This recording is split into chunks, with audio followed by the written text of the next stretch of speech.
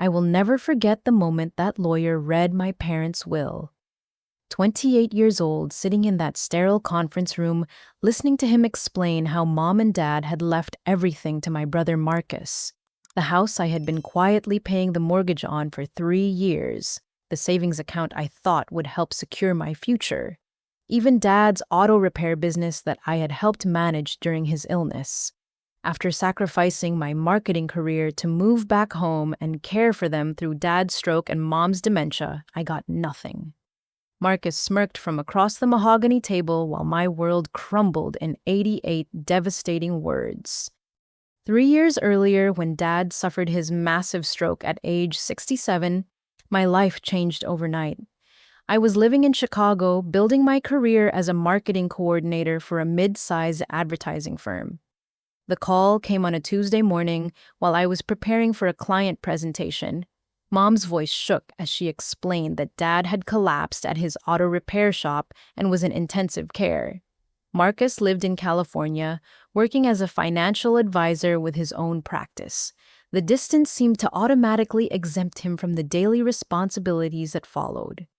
Within 2 weeks, it became clear that Dad would need extensive rehabilitation and ongoing care. His speech was slurred, his right side remained weak, and his memory came and went like radio static.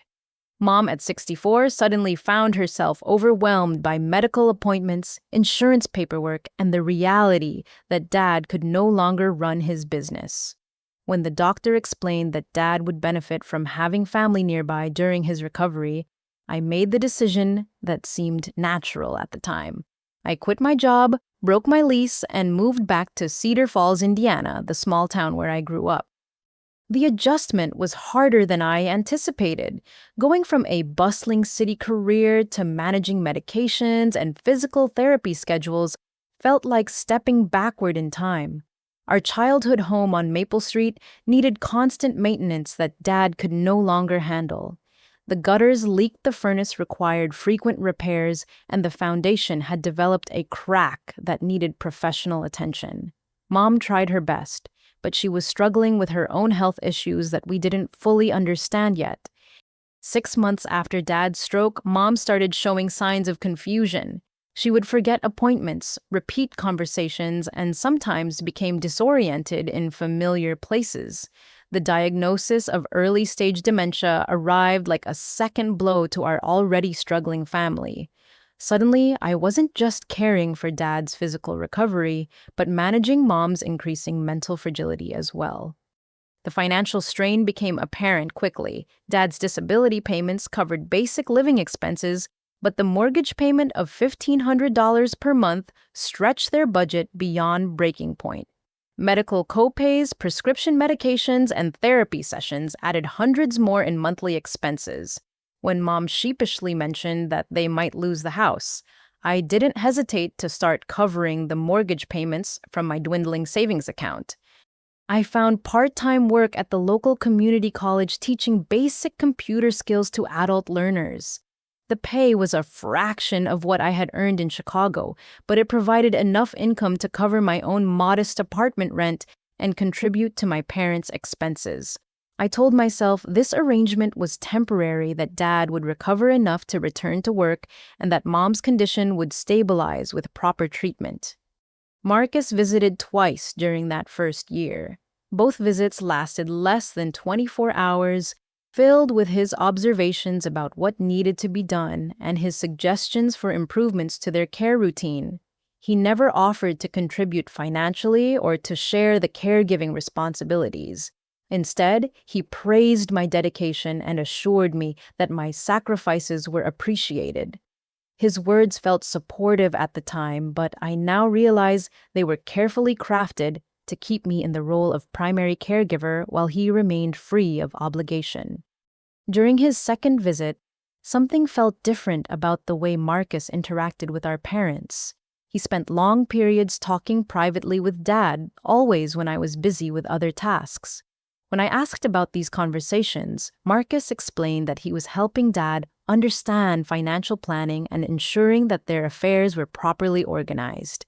He suggested that Dad might benefit from having professional advice about managing their assets and planning for the future.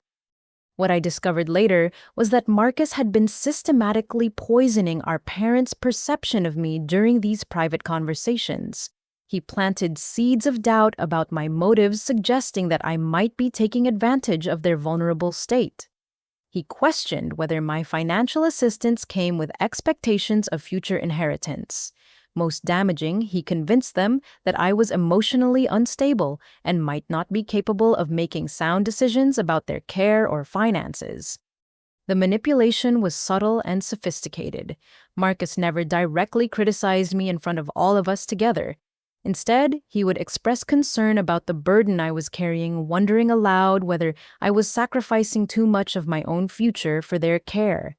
He painted himself as a successful son who wanted to protect both his parents and his sister from making decisions they might regret later.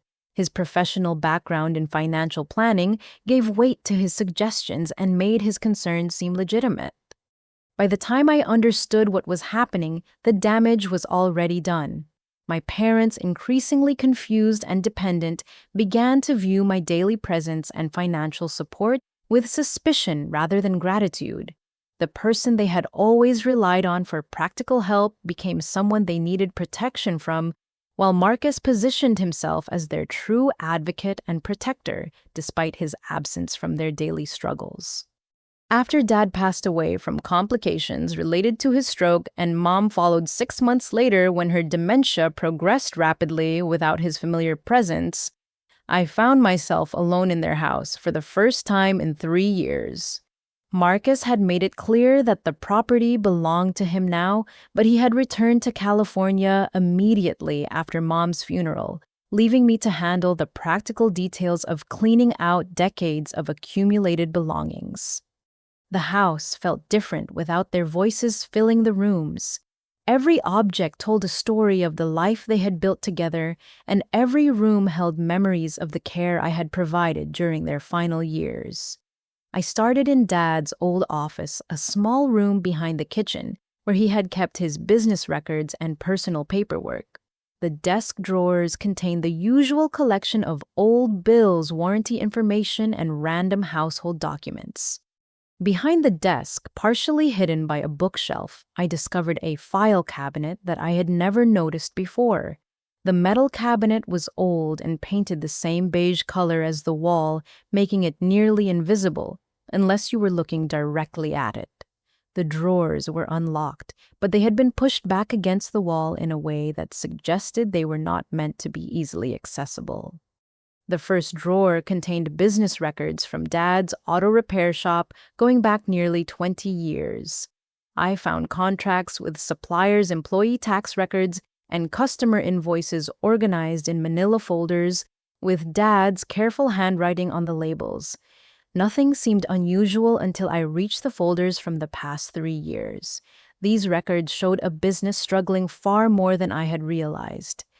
Revenue had dropped significantly after Dad's stroke, which made sense since he could no longer work full-time.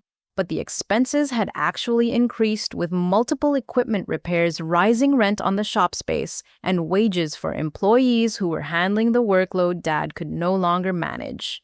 The bottom line showed mounting debts and dwindling cash reserves that painted a picture of a business heading toward bankruptcy. The second drawer contained personal financial records that told an even more troubling story. Bank statements showed withdrawals and transfers that I didn't recognize, along with account balances that seemed much lower than what I had expected. There were also legal documents that I had never seen before, including power of attorney paperwork that gave Marcus full authority over their financial decisions. The power of attorney documents were dated 6 months before Dad's death, during a period when his mental capacity was already compromised by his stroke recovery. The paperwork included a notarized statement claiming that I was emotionally unstable and financially irresponsible, and that giving me any legal authority over their affairs would be detrimental to their well-being and financial security. The document was signed by both parents, but the signatures looked shaky and uncertain, nothing like their usual confident handwriting. What shocked me most was finding handwritten notes in Dad's familiar scrawl, apparently documenting conversations with Marcus about family finances. The notes included phrases like Dorothy taking too much money and need to protect ourselves from her demands. These notes were dated during the period when Dad's memory was most unreliable, yet they formed a pattern of suspicion about my motives that I had never detected during our daily interactions. The most devastating discovery was a folder labeled estate planning that contained multiple versions of their will. The earliest version, dated 5 years before Dad's stroke, left everything equally between Marcus and me. Each subsequent version reduced my inheritance with notes in the margins explaining the changes. The final version, dated just 2 months before Dad's death, eliminated my inheritance entirely based on concerns about Dorothy's financial responsibility and emotional stability. But it was the bank statements that provided the most concrete evidence of Marcus's manipulation. During the 18 months before Dad's death, there were regular withdrawals of significant amounts, always authorized by Marcus under his power of attorney. The withdrawal slips included notes like home improvements, medical equipment, and emergency repairs. But I had been present for all aspects of their care and knew that these expenses had never occurred. One withdrawal for $20,000 was labeled roof repair, but I had been living in the house and knew the roof had never been touched. Another $15,000 withdrawal was designated for specialized medical equipment, but all of their medical needs had been covered by insurance or out-of-pocket payments that I witnessed personally. The pattern was clear. Marcus had been systematically draining their accounts while I was using my own money to cover their actual living expenses. The final piece of evidence was a folder containing correspondence between Marcus and various financial institutions. The letters showed that he had been actively managing their accounts, moving money between investments, and making decisions about their assets without any input from them or awareness of their real needs. The letters also included references to protecting family assets from potential mismanagement and ensuring that their legacy would be properly preserved. As I sat on the floor of Dad's office, surrounded by papers that told the story of my family's betrayal, I felt a combination of grief and anger that threatened to overwhelm me. The parents I had cared for during their most vulnerable years had died believing that I was a threat to their security, while Marcus had positioned himself as their protector while robbing them blind. The inheritance I had lost was devastating, but the theft of my relationship with my parents during their final months felt even more irreplaceable. The call from Linda Patterson came on a Thursday morning while I was sorting through Mom's jewelry box, trying to decide which pieces held sentimental value worth preserving. Linda had been the loan manager at First National Bank of Cedar Falls for nearly 15 years, and she had known our family since I was in high school. Her voice carried an unusual tone of concern when she asked if we could meet privately to discuss some irregularities in my parents' account history. We met at a small coffee shop downtown away from the bank where our conversation might be overheard by other employees or customers. Linda chose a corner table and spoke in low tones as she explained what she had discovered while reviewing the account closure procedures for my parents' estate. What she told me completely transformed my understanding of the financial situation I had been unknowingly supporting for the past 3 years. My parents had taken out a second mortgage on their house 2 years earlier, during the period when Dad's medical expenses were mounting and Mom's condition was beginning to deteriorate. The second mortgage was for $125,000, bringing their total mortgage debt to $200,000 against a house that was worth approximately $300,000 in the current market. The devastating part was that I had been completely unaware of this second mortgage. Every month for 3 years, I had been sending what I thought was their full mortgage payment of $1,500 to the bank. What I didn't know was that Linda's department had been splitting my payments between the original mortgage and the second mortgage, creating the appearance that both loans were being serviced, while actually falling short of the required payments for both. Linda explained that Marcus had orchestrated this arrangement during one of his visits to town. He had convinced our parents that I would worry unnecessarily about their financial situation and that it would be better to handle the mortgage complexity without involving me in the details. Marcus had set up the payment splitting system and told the bank that he would handle communications about any payment shortfalls or changes to the mortgage terms. The original mortgage had a remaining balance of $75,000, which was manageable given the house's value. But the second mortgage carried a higher interest rate and had a balloon payment structure that would require a large lump sum payment within the next 18 months.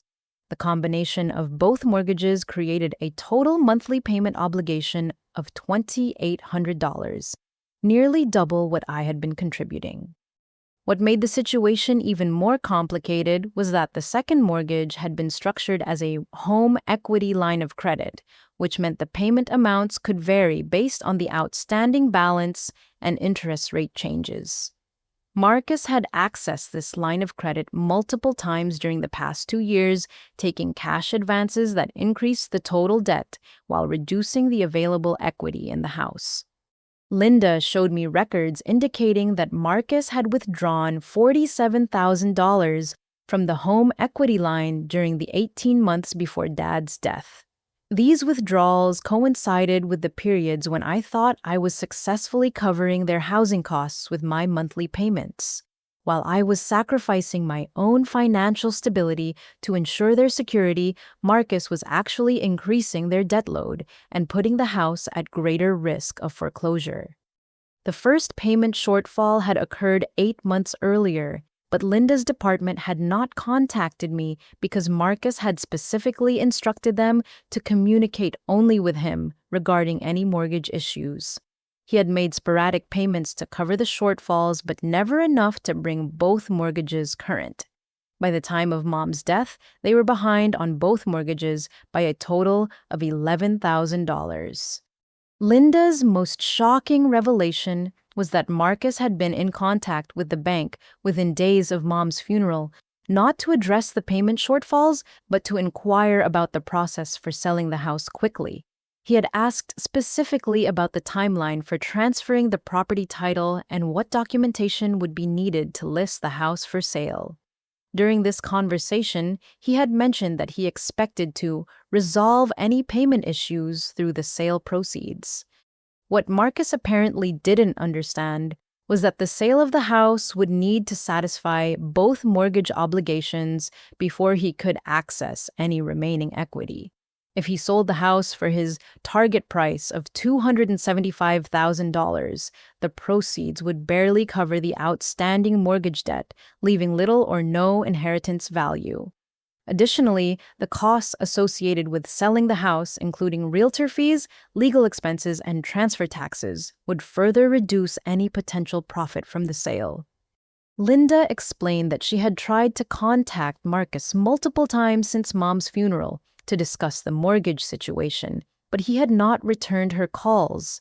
The bank was required to begin foreclosure proceedings if the account remained delinquent for more than 90 days, and that deadline was approaching rapidly. She had called me as a last resort, hoping that I might have contact information for Marcus or insights into his plans for resolving the mortgage obligations. As Linda finished explaining the full scope of the financial complexity I had been unknowingly supporting, I realized that my decision to stop making mortgage payments might be the key to exposing Marcus's financial manipulation. He had inherited a house with significant debt obligations that he didn't understand, and he was counting on continued payments from me to maintain the illusion of financial stability until he could complete a profitable sale. The justice in this situation was becoming clear. Marcus had manipulated our parents into trusting him with their financial decisions, while keeping me in the dark about the true scope of their obligations. Now he was facing the consequences of those obligations without the financial support he had been taking for granted. My silence about the mortgage situation wasn't cruelty. It was simply allowing him to experience the full responsibility that came with the inheritance he had schemed to obtain. The morning after my conversation with Linda Patterson, I sat at my kitchen table with my laptop open to my online banking account, staring at the automatic payment setup that had been transferring $1,500 to my parents' mortgage account on the 15th of every month for the past 3 years. My finger hovered over the cancel payment button as I contemplated the implications of what I was about to do. For 3 years, this payment had represented my love and commitment to my family. It had been my way of ensuring that Mom and Dad could remain in the house where they had built their life together, where Dad had taught me to change the oil in my car, where Mom had helped me prepare for prom. The payment had given me a sense of purpose during the difficult months of caregiving, a tangible way to contribute to their security and dignity. But now I understood that this payment had also been funding Marcus's deception. Every month that I had sacrificed my own financial stability to cover what I thought was their housing cost, Marcus had been using the family's resources for his own purposes while positioning himself as their financial protector. My generosity had enabled his manipulation and made possible the inheritance theft that had destroyed my relationship with my parents during their final months. I canceled the automatic payment with a single click, then immediately set up a new automatic transfer that moved the same $1,500 into a separate savings account that I labeled Justice Fund. If Marcus wanted to challenge my decision, he would need to acknowledge publicly that he had been depending on my financial support to maintain the inheritance he had stolen through manipulation and lies. If he wanted to keep the house, he would need to take responsibility for the true cost of ownership, including the debts he had helped create. My next step was to drive past the family home on Maple Street, something I had been avoiding since cleaning out Dad's office. The familiar two-story colonial looked exactly the same from the outside, with Mom's flower boxes still hanging from the front windows, and Dad's carefully maintained lawn showing the first signs of spring growth. But something was different. There was a bright yellow "For Sale" sign planted prominently in the front yard. I pulled over across the street and called the number on the sign, reaching Jennifer Walsh at Hometown Realty. Jennifer was cheerful and professional as she explained that the property had just been listed 3 days earlier by the owner who lived out of state. The asking price was $275,000, which Jennifer described as very competitive for a quick sale in the current market. When I asked about the condition of the house and any known issues, Jennifer mentioned that the owner had specifically requested a fast closing and was willing to negotiate on price to avoid any delays. This confirmed my suspicion that Marcus had no understanding of the true financial complexity he had inherited. He was planning to sell the house quickly, expecting to pocket the difference between the sale price and what he thought was a $75,000 mortgage balance. He had no idea that the actual debt was nearly $200,000, or that the sale proceeds would barely cover the outstanding mortgages even if he received his full asking price. The timeline was working in my favor. Marcus needed the mortgage payments to continue until he could complete the sale, but he had never acknowledged to me that these payments were necessary or that he was aware of my financial contribution. Any contact he made with me about mortgage payments would require him to admit that he had been depending on my support while simultaneously cutting me out of any inheritance benefits. I spent the rest of that day researching the foreclosure process in Indiana and understanding the timeline that Marcus was facing. If no mortgage payments were made, the bank would send notice of default after 30 days, followed by a formal foreclosure notice after 60 days. The foreclosure process itself could take several months, but the notice period would likely scare away potential buyers and make it difficult for Marcus to complete a quick sale. The beauty of the situation was that Marcus would need to choose between several equally unpalatable options. He could try to contact me and acknowledge his dependence on my financial support, which would expose his manipulation and give me leverage in any future negotiations. He could try to cover the mortgage payments himself, which would require him to understand the true scope of the debt and potentially exhaust his own resources. Or he could let the house go into foreclosure, which would destroy the inheritance he had schemed to obtain. That evening, I called my childhood friend Sarah Walsh, who had moved to Indianapolis after law school and was now practicing estate and elder law. We had stayed in touch sporadically over the years, but she had attended both of my parents' funerals and had offered to help if I ever needed legal advice. When I explained the situation I was facing, Sarah's response was immediate and forceful. What Marcus had done constituted elder abuse and estate fraud, and there were legal remedies available if I chose to pursue them. Sarah agreed to meet with me the following weekend to review all of the documentation I had discovered in Dad's office. She explained that cases involving financial manipulation of elderly parents were unfortunately common, but they were also cases where the legal system could provide meaningful remedies if there was sufficient evidence. The power of attorney documents, bank records, and handwritten notes I had found could form the foundation of a strong legal challenge to Marcus's inheritance. As I went to bed that night, I felt a sense of calm that I hadn't experienced since the day I learned about the will. I was no longer a victim of Marcus's manipulation or a passive observer of injustice. I was taking control of the situation and forcing him to face the consequences of his actions. My silence wasn't weakness, it was strategy. My refusal to continue enabling his financial irresponsibility wasn't cruelty, it was justice. The $1,500 that would have gone to the mortgage was now sitting in my justice fund earning interest, while I waited for Marcus to realize that his inheritance came with responsibilities he had never anticipated.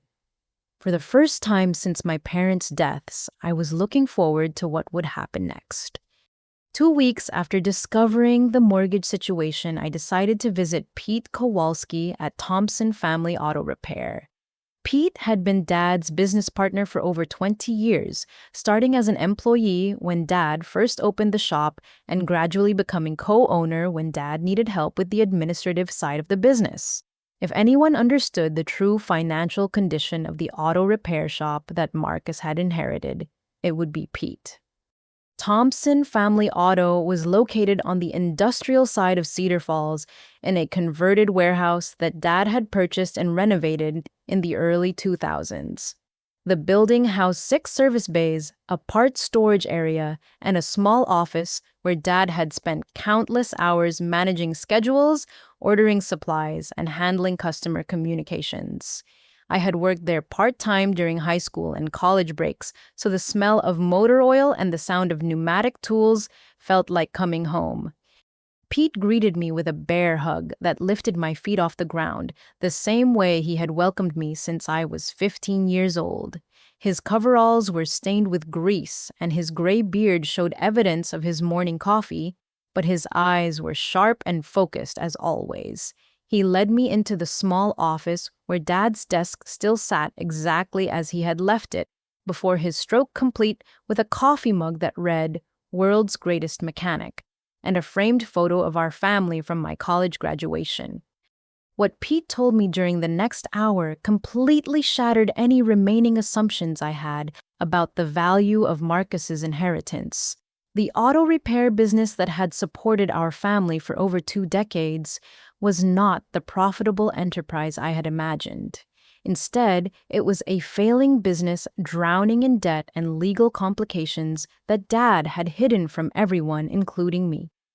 The trouble had started shortly after Dad's stroke, when his inability to manage the day-to-day operations began affecting the quality of work and customer relationships. Dad had always been meticulous about his repairs, taking pride in solving complex problems that other shops couldn't handle. But as his cognitive abilities fluctuated during his recovery, he began making mistakes that led to customer complaints and warranty issues. Pete showed me a folder containing documentation from 3 separate lawsuits filed against the business during the past 18 months. The first lawsuit came from a customer whose transmission repair had failed catastrophically just 2 weeks after Dad completed the work, causing extensive engine damage that exceeded $15,000. The customer claimed that Dad had installed the wrong parts and had not properly tested the repair before returning the vehicle. The second lawsuit involved a brake system repair that Dad had performed during a period when his memory was particularly unreliable. The customer's brakes had failed completely while driving on the interstate, resulting in a collision that caused injuries requiring hospitalization. The lawsuit sought damages for medical expenses, vehicle replacement, and pain and suffering, with a total claim approaching $60,000. The third lawsuit was perhaps the most devastating because it involved a longtime customer who had been bringing vehicles to Dad for over 15 years. Dad had attempted to repair the customer's classic car restoration project, but had apparently confused the specifications and used modern parts that were incompatible with the vintage engine. The resulting damage had destroyed months of restoration work and ruined parts that were irreplaceable.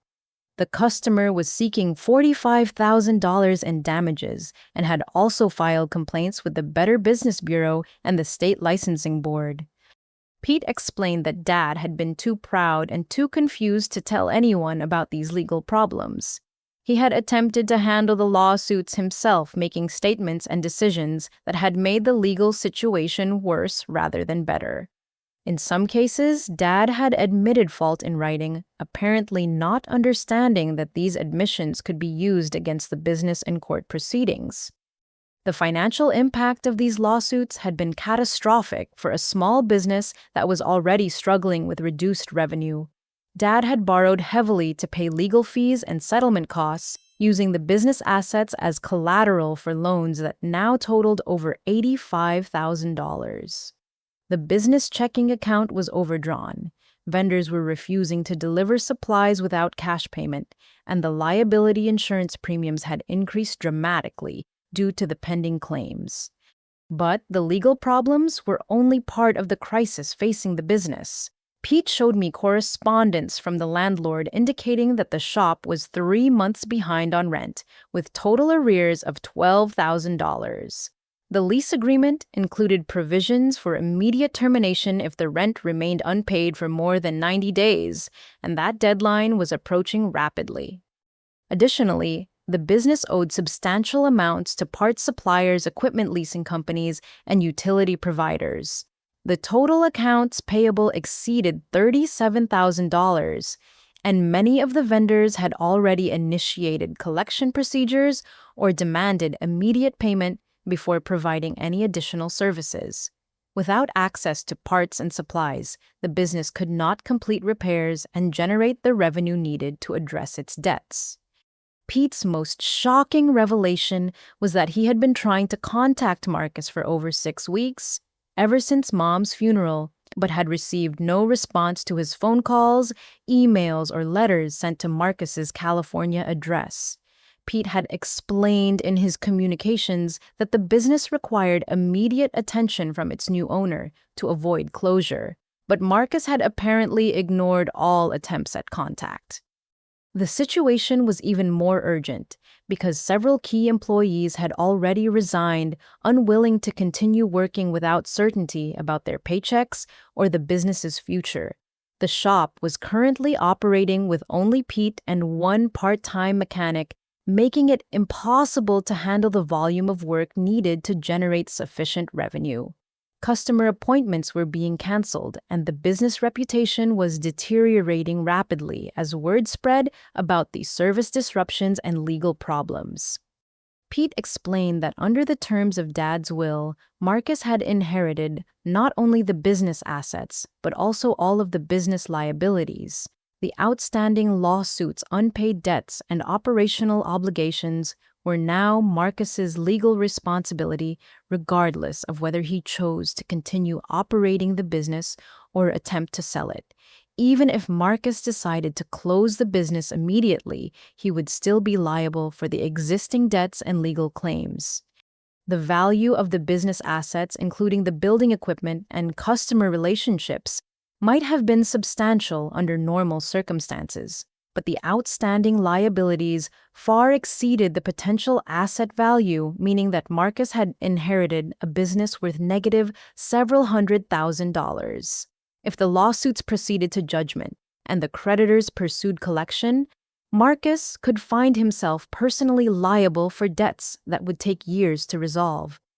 As Pete finished explaining the full scope of the business crisis, I realized that Marcus's inheritance was even more devastating than I had imagined. He had manipulated our parents into giving him what he thought were valuable assets, but those assets came with enormous hidden liabilities that he was completely unprepared to handle. The house had mortgage debt he didn't understand, and the business had legal and financial problems that could destroy his own financial stability. The irony was overwhelming. Marcus had schemed to obtain an inheritance that was actually a financial disaster, while excluding me from obligations that I would have been better equipped to manage through my experience caring for our parents and understanding their real situation. His greed and manipulation had trapped him in a situation where his inheritance might actually bankrupt him rather than enrich him. The following Saturday, I drove to Indianapolis to meet with Sarah Walsh at her law office. Sarah's practice occupied 2 floors of a renovated historic building in the downtown legal district, and her office walls displayed certificates and awards that testified to her expertise in elder law and estate litigation. When she greeted me in the reception area, I was struck by how much she had changed since our high school days, when we had spent countless hours discussing our dreams and ambitions for the future. Sarah had always been the smartest person in our graduating class, but she had also been driven by a sense of justice that made her passionate about protecting people who couldn't protect themselves. Her decision to specialize in elder law made perfect sense given her personality, and the success of her practice showed that she had found her calling in helping families navigate the complex legal challenges that arise when aging and family dysfunction intersect. We spent the first hour of our meeting reviewing all of the documentation I had discovered in Dad's office, along with the information I had gathered from Linda Patterson and Pete Kowalski. Sarah examined each document carefully, making notes and asking detailed questions about the timeline of events and the relationships between the various financial transactions.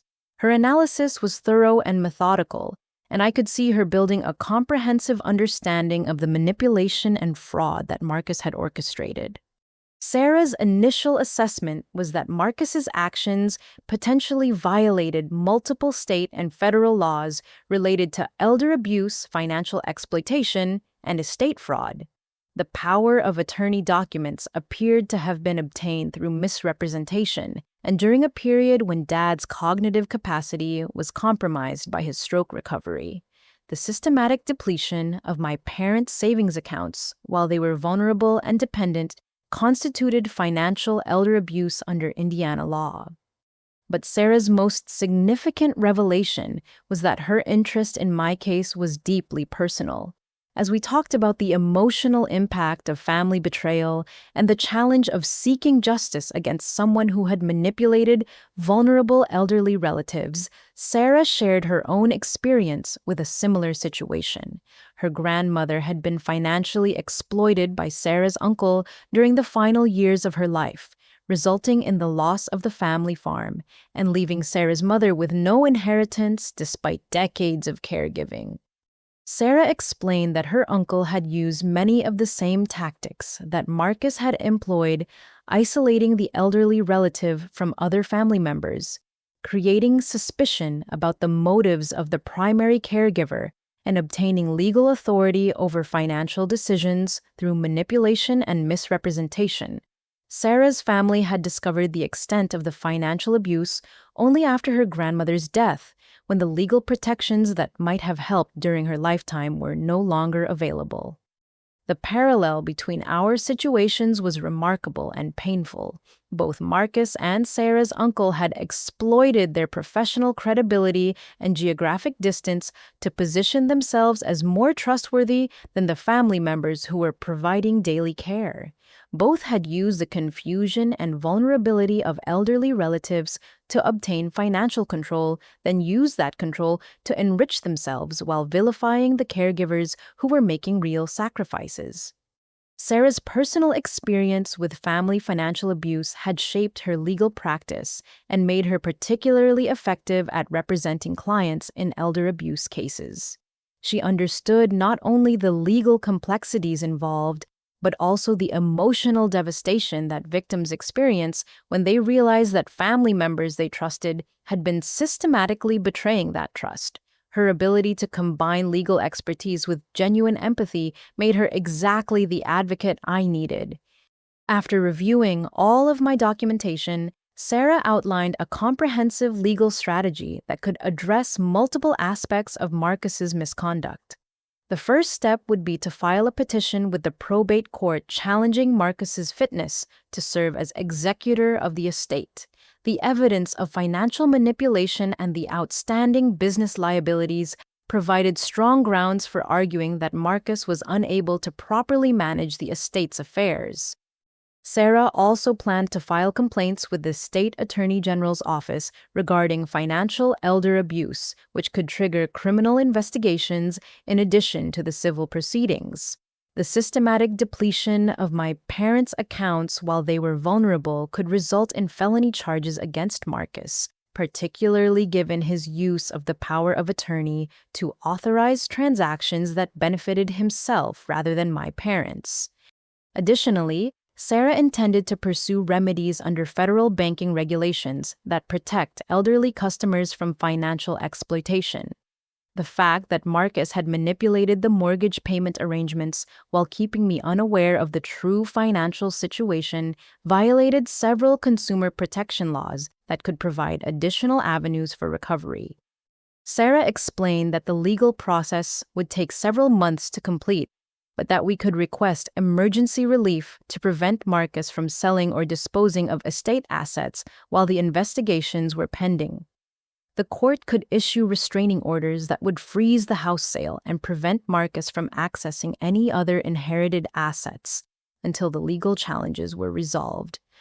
The most satisfying aspect of Sarah's strategy was that it would force Marcus to defend his actions in a public legal proceeding, where his manipulation tactics would be exposed and documented. The court records would become part of the public record, creating a permanent account of his financial abuse that would follow him professionally and personally. Sarah also explained that my decision to stop making mortgage payments was actually strengthening our legal case. By forcing Marcus to confront the financial obligations he had inherited, I was creating evidence of his lack of preparedness and understanding of the estate's true condition. His inability to manage the mortgage situation without my support demonstrated that he was unfit to serve as executor. As our meeting concluded, Sarah asked me to sign a representation agreement that would allow her to begin filing the necessary legal documents. She also requested permission to contact Linda Patterson, Pete Kowalski, and other potential witnesses who could provide testimony about Marcus's actions and their impact on my parents and the family business.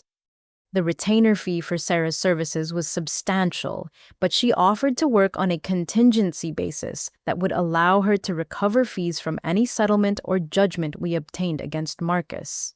She was confident that the evidence I had gathered would support a strong case for damages that could exceed the value of the inheritance I had lost, particularly if we could prove that Marcus's actions had been intentionally fraudulent. Driving back to Cedar Falls that evening, I felt a combination of hope and determination that I hadn't experienced since the day I learned about the will.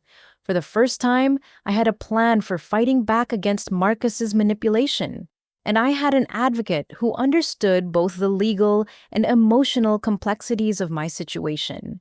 Sarah's expertise and personal commitment to justice gave me confidence that the truth about Marcus's actions would finally be exposed and that appropriate consequences would follow. The Justice Fund account that I had established with the canceled mortgage payments was growing steadily, providing resources for the legal battle ahead. But more importantly, my decision to stop enabling Marcus's financial irresponsibility was already creating pressure that would force him to reveal his true character and expose the weaknesses in his carefully constructed deception. 3 weeks after my meeting with Sarah Walsh, my phone rang at 7:30 on a Tuesday morning while I was preparing breakfast before heading to my job at the community college. The caller ID showed Marcus's name for the first time since Mom's funeral 8 weeks earlier. His previous silence had been complete and deliberate, designed to avoid any discussion about the inheritance or acknowledgement of the financial support I had been providing. The fact that he was calling now meant that something had changed dramatically in his situation. I let the phone ring several times before answering, wanting to appear calm and unprepared for his call rather than eager or defensive. When I finally picked up, Marcus's voice carried none of the confidence and condescension that had characterized our previous conversations. Instead, he sounded strained and uncertain, with an undertone of barely controlled panic that suggested he was facing problems he hadn't anticipated. Marcus began the conversation with small talk about the weather and his work in California, apparently trying to establish a normal tone before addressing whatever crisis had prompted his call. But his voice betrayed his anxiety, and his attempts at casual conversation felt forced and artificial. When I responded with brief, neutral answers, he quickly abandoned the pretense of a social call and moved directly to the reason he had contacted me. The bank had called him the previous day to discuss what they described as irregularities in the mortgage payment history for the house he had inherited. Marcus explained that he had been shocked to learn that there were actually 2 mortgages on the property with a combined monthly payment obligation of $2,800, rather than the $1,500 he had expected. The bank representative had also informed him that both mortgages were now 60 days delinquent, and that foreclosure proceedings would begin within 30 days unless the accounts were brought current. What made Marcus's panic even more apparent was his complete ignorance about the source of the previous mortgage payments. During his conversation with the bank, he had learned for the first time that someone had been making regular payments for over 3 years, preventing the foreclosure that would have occurred long before his inheritance.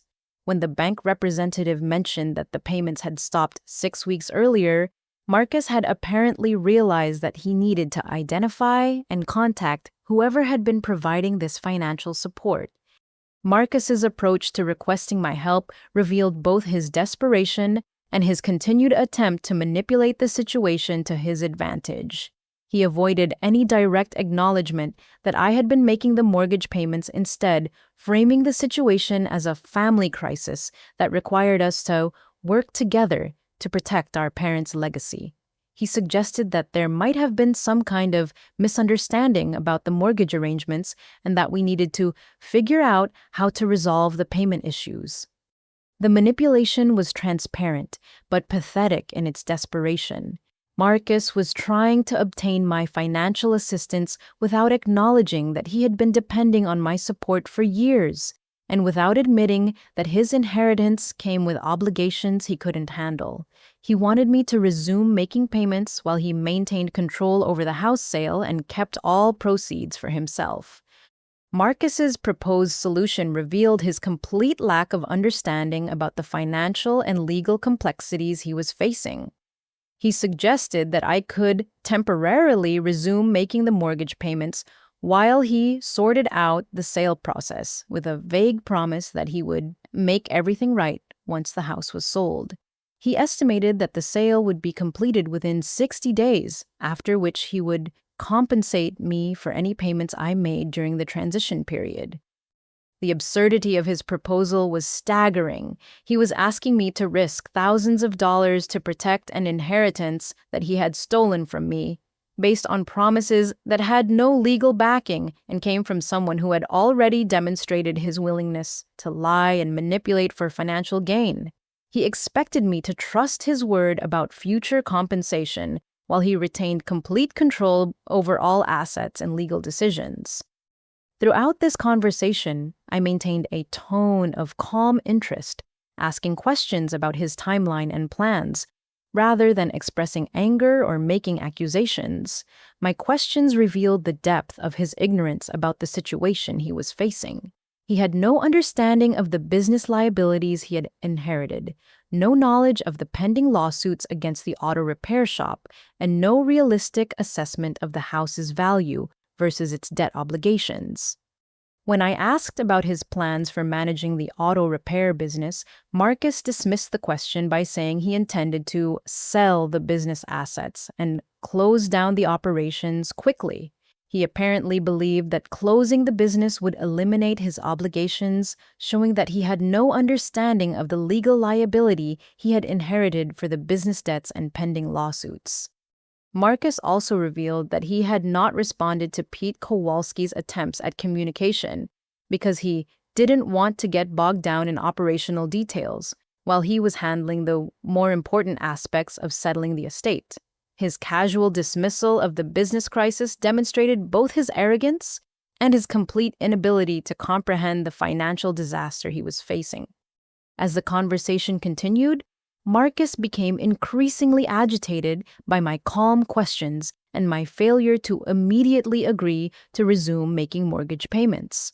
He began using more direct manipulation tactics, suggesting that I had an obligation to help preserve our family home, and that my refusal to assist would be a betrayal of our parents' memory. He also hinted that there might be other ways to handle the inheritance distribution if I proved willing to help during this difficult transition. The most revealing moment came when Marcus directly asked whether I had been making the previous mortgage payments. When I confirmed that his relief was audible, as he assumed this meant I would be willing to continue. His immediate follow-up question about why I had stopped making payments gave me the opportunity to calmly explain that I had assumed the mortgage payments were now his responsibility as the owner of the house. Marcus's response to this explanation revealed the full extent of his entitlement and financial irresponsibility. He argued that I should continue making payments because I had always handled that responsibility and because he was dealing with more complicated aspects of the estate settlement. He seemed genuinely confused by the idea that inheriting a house would make him responsible for its mortgage payments. By the end of our 40-minute conversation, Marcus had revealed his desperation, his ignorance, and his continued belief that he could manipulate me into enabling his financial irresponsibility. He had also provided me with valuable information about his timeline and plans that would be useful for Sarah's legal strategy. Most importantly, he had documented his awareness of and dependence on my financial support, which would make it impossible for him to claim ignorance about my contributions when the legal proceedings began. I ended the call by thanking him for explaining the situation and promising to think about his request for assistance. I made no commitments and offered no false hopes, but I also avoided creating confrontation that might cause him to become more careful about his communications. My goal was to let him continue revealing his character and his plans while I maintained complete control over my own decisions and resources. 5 days after my conversation with Marcus, I received a phone call that I wasn't expecting, but that perfectly demonstrated how thoroughly his manipulation was unraveling. The caller identified herself as Jennifer Coleman from the Internal Revenue Service, specifically from the department that handles estate tax compliance and inheritance reporting. Her professional but concerned tone immediately suggested that Marcus had made another serious mistake in his handling of the inheritance. Agent Coleman explained that she was calling because the IRS had not received required estate tax filings for my parents' estate, despite the fact that the 6-month deadline for submission had passed 3 weeks earlier. Under federal law, estates with total assets exceeding certain thresholds must file comprehensive tax returns within 6 months of the decedent's death, regardless of whether any taxes are actually owed. Failure to file these returns results in significant penalties and interest charges that accumulate daily. What made Agent Coleman's call particularly significant was that she had been unable to reach Marcus, despite multiple attempts through certified mail phone calls and even contact with his financial advisory business in California. The IRS had obtained my contact information from an earlier version of my parents' will that listed me as an alternate executor, and Agent Coleman hoped that I might be able to help them reach Marcus or provide information about the estate's assets and obligations. The conversation revealed another layer of Marcus's incompetence and irresponsibility that I hadn't anticipated. As the executor of the estate, he was legally required to handle all tax obligations related to the inheritance, including filing returns for my parents' final tax year and the estate tax returns for the inherited assets. His failure to understand or address these obligations was creating federal tax liabilities that were growing larger every day. Agent Coleman explained that the estate tax calculations would need to include not only the house and business assets that Marcus had inherited, but also the bank accounts, investment portfolios, and personal property that made up the complete inheritance. The IRS would also need documentation of any debts or liabilities that offset the asset values, including the mortgage debt and business obligations that I now understood were substantial. The complexity of the tax situation was compounded by Marcus's financial activities during the months before my parents' deaths. The withdrawals he had made from their accounts using the power of attorney could be considered taxable gifts or inheritance advances depending on how they were documented and reported. If Marcus had failed to report these transactions properly, he could face additional penalties and investigations for tax fraud. Agent Coleman's most concerning revelation was that the IRS had identified discrepancies between the asset values reported in the probate court filing and the financial information available from banks and investment companies. The estate appeared to be significantly more complex and valuable than what Marcus had disclosed to the court, suggesting either incompetence or intentional misrepresentation in his executor duties. When Agent Coleman asked if I had any knowledge of unreported assets or financial transactions, I explained that I had discovered evidence of significant business liabilities and mortgage obligations that might not have been properly disclosed. I offered to provide copies of the documentation I had found, including the evidence of Marcus's financial manipulation and the power of attorney abuse that Sarah Walsh was already investigating. Agent Coleman was very interested in this information, particularly the evidence that Marcus had been systematically withdrawing money from my parents' accounts while they were vulnerable and confused. She explained that financial elder abuse often involves tax fraud as well, since the perpetrators typically fail to report the stolen funds as income or gifts. The IRS had specific procedures for investigating these cases and could coordinate with other law enforcement agencies when criminal activity was suspected. The timing of Agent Coleman's call was particularly advantageous for my legal strategy. The IRS investigation would create additional pressure on Marcus and provide another source of official documentation about his misconduct. Federal tax authorities have extensive investigative powers and can access financial records from banks, investment companies, and other institutions that might not be available through the state court proceedings that Sarah was pursuing. Agent Coleman also explained that if the IRS determined that Marcus had violated his fiduciary duties as executor, they could petition the probate court to remove him from that position and appoint an independent administrator for the estate. This would effectively strip Marcus of his control over the inherited assets and ensure that all legal and financial obligations were properly managed by someone with appropriate expertise and accountability. After providing Agent Coleman with copies of my documentation and Sarah Walsh's contact information, I learned that the current tax debt related to the estate was approaching $35,000 and increasing by approximately $200 per day in penalties and interest. This debt would need to be satisfied before any assets could be distributed or sold, creating another obstacle to Marcus's plan for a quick house sale. The most satisfying aspect of the IRS involvement was that it created consequences for Marcus that were completely outside of his control or ability to manipulate. Federal tax authorities don't negotiate based on family relationships or emotional appeals, and they have legal powers that can bypass many of the procedural protections available in civil court proceedings. Marcus would be forced to deal with professional investigators who were experienced in detecting financial fraud and who had access to comprehensive records of his financial activities.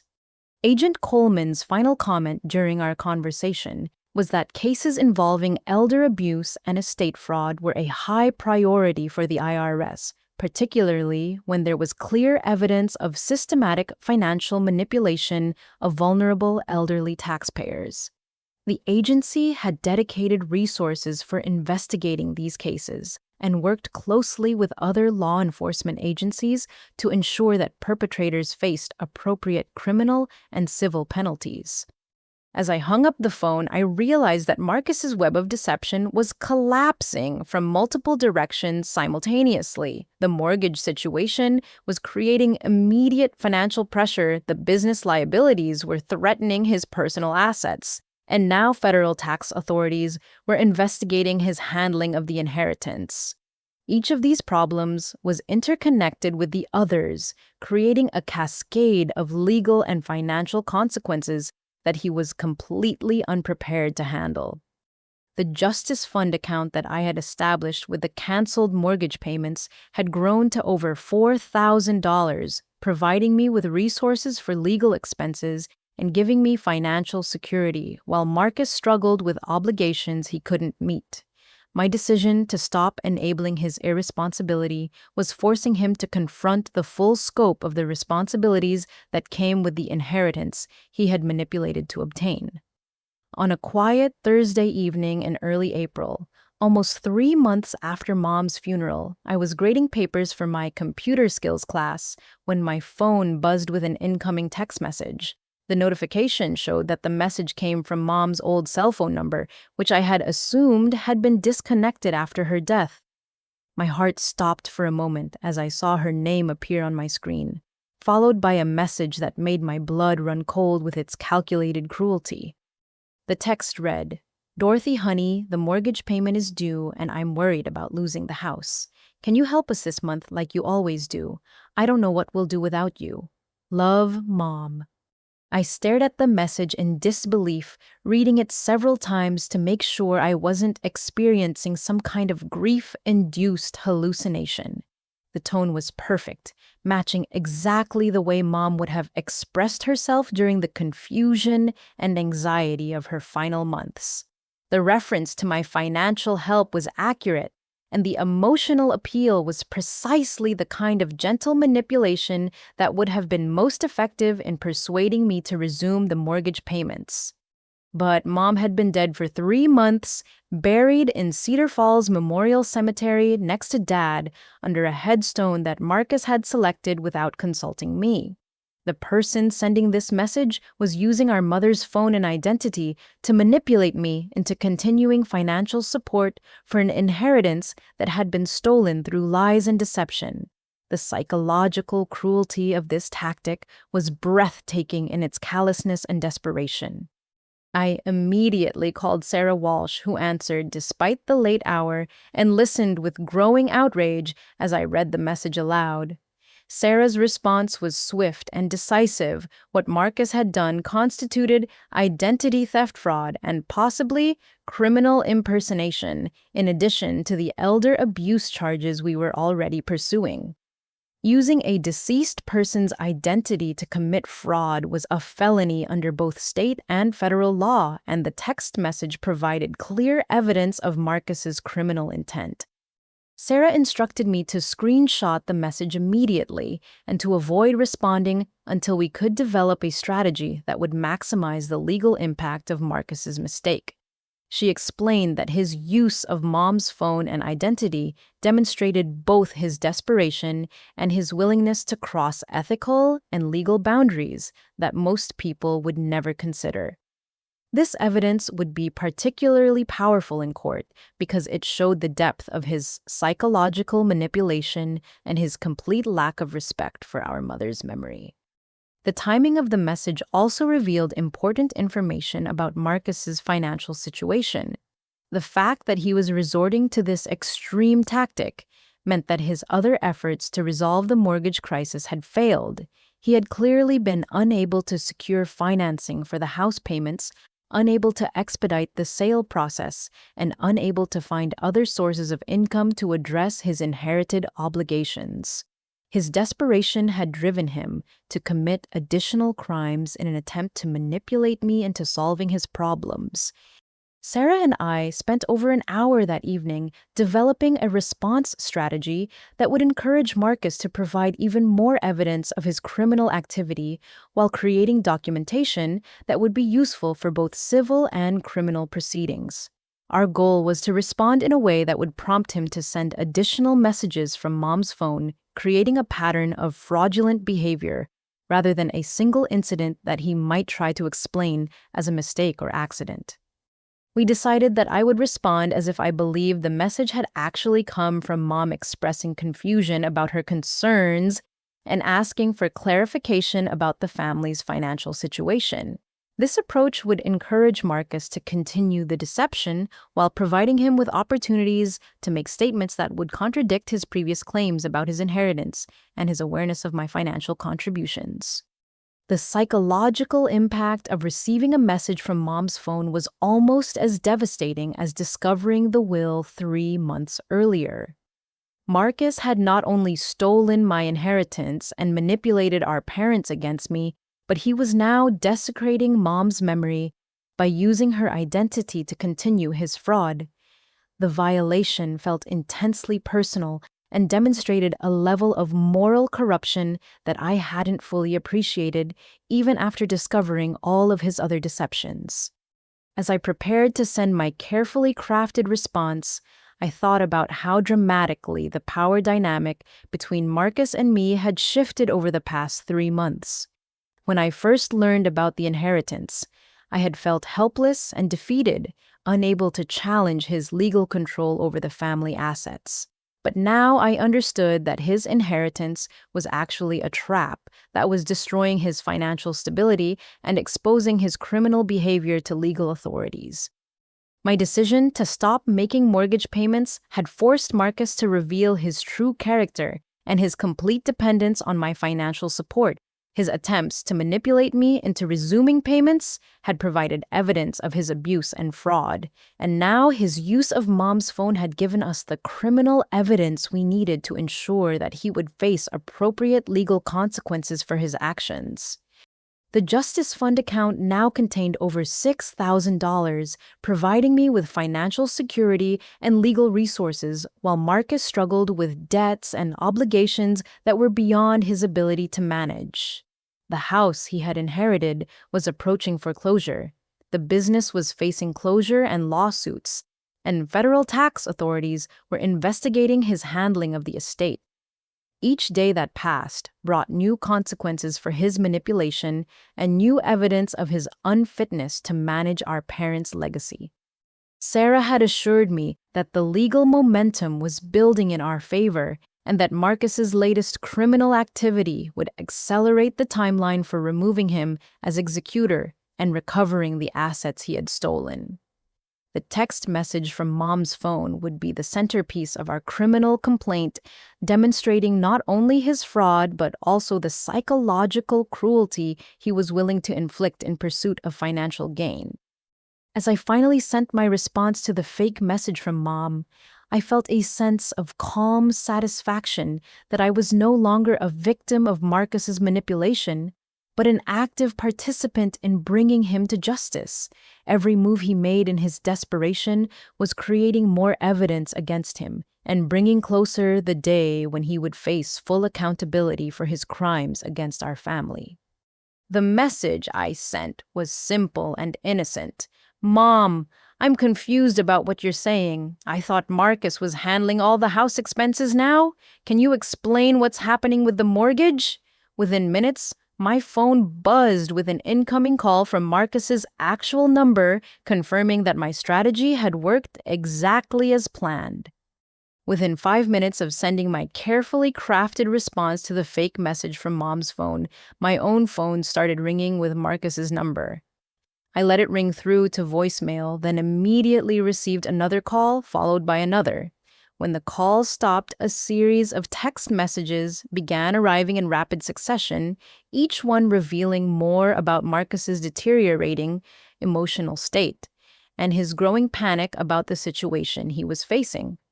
The first text came from his own number and read, "Dorothy, we need to talk immediately about the house situation. This is urgent and can't wait." The professional tone suggested he was trying to regain control of the conversation and move away from the fake mom messages that had obviously been a desperate mistake.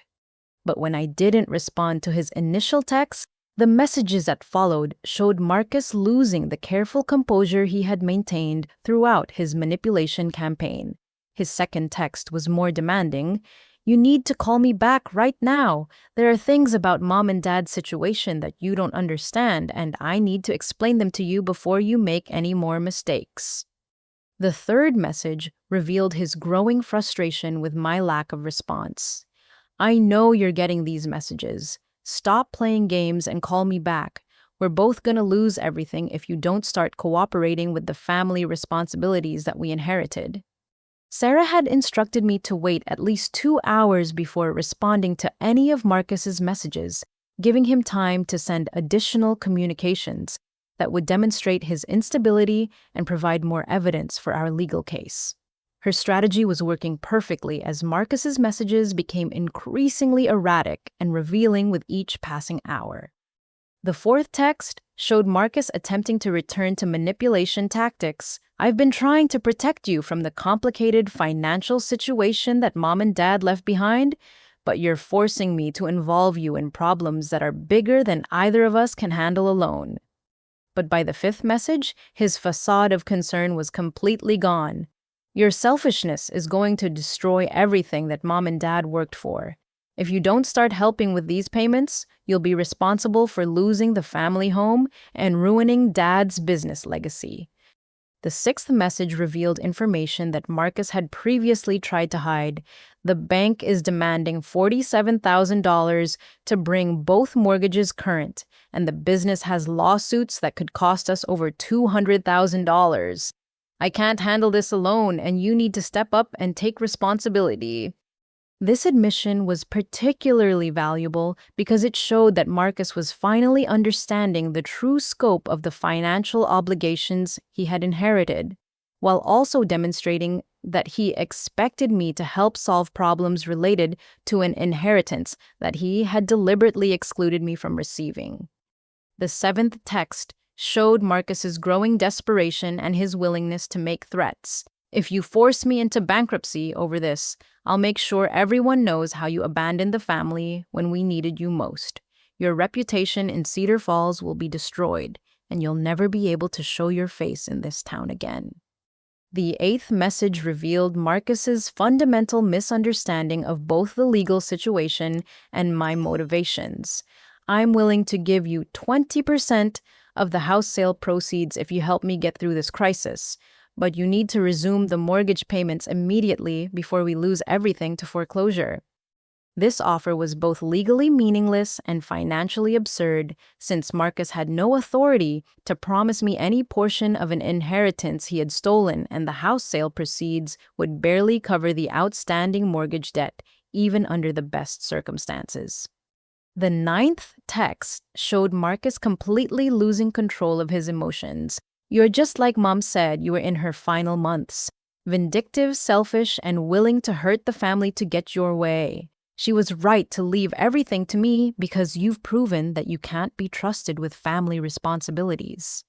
This message was particularly damaging to Marcus's credibility because it contradicted his earlier claims that he had been unaware of my financial contributions to the family, while also revealing his role in turning our mother against me during her vulnerable final months. The 10th and final message of that evening demonstrated the complete collapse of Marcus's manipulation strategy. "Fine, if you want to play hardball, I'll handle this situation without you. But don't expect any consideration or kindness from me when this is over. You've made your choice, and you'll have to live with the consequences when everyone learns what kind of person you really are." Sarah reviewed all 10 messages the following morning and confirmed that they provided exactly the kind of evidence we needed to demonstrate Marcus's unfitness as executor and his abusive treatment of family relationships. The messages showed his attempts at manipulation, his threats and intimidation tactics, and his fundamental misunderstanding of his legal obligations and financial situation. More importantly, the messages revealed that Marcus had been in contact with our mother during her final months and had been actively involved in turning her against me. His reference to what Mom said about my character provided evidence that supported the recordings and documents I had found in Dad's office, showing a pattern of psychological manipulation that had destroyed my relationship with our parents during their most vulnerable period. Sarah immediately filed additional motions with the probate court using Marcus's text messages as evidence that he was emotionally unstable and potentially dangerous.